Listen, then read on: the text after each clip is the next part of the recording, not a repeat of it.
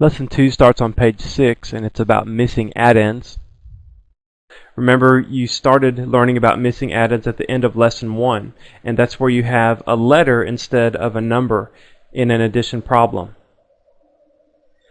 Now what you're going to learn in this lesson, if you look at that practice problem A, now you'll have more than two numbers that you're adding together. And so like you have 3 plus n plus 7 equals 19.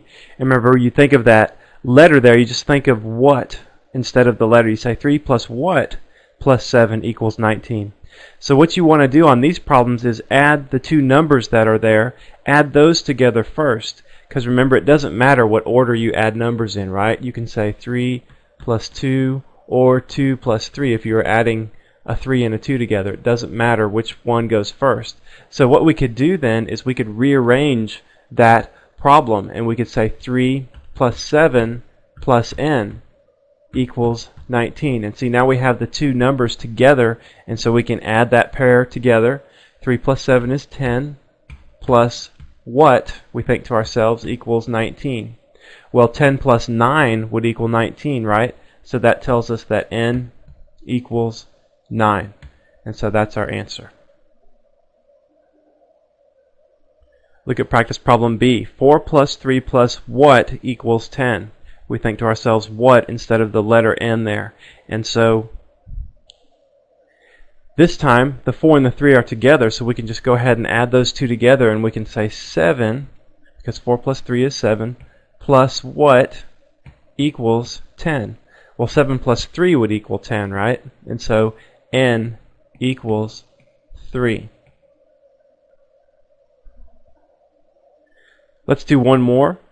Now this one's a little bit longer. There's a lot more numbers to add together, but let's just do it the same way as the other ones. Let's put all the numbers together. Let's rearrange the problem first.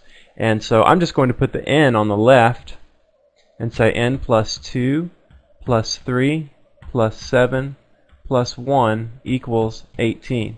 And now I'll go ahead and add pairs of numbers together. So I'd say n plus 5, because 2 plus 3 is 5, and then add 7 plus 1 together, and that would be 8 equals 18. And now let's add 5 and 8 together, and so I'll have n plus 13 equals 18. And so we think to ourselves, what plus 13 would equal 18? Well, 5 plus 13 would equal 18, and so n equals 5.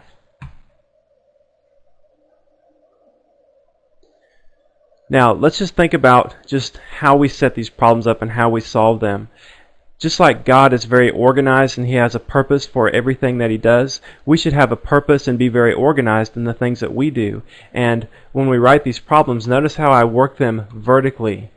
I write them down vertically, and I kind of keep organized here, like I have the 3 above the 3 there, and then I just keep working, and I added that 3 and 7 up, and I put the 10 directly beneath that, and that just helps me keep organized and keep my numbers arranged. And see, I have the n's right above each other there, and then I put the answer in a box, and that helps me clearly see where my answer is.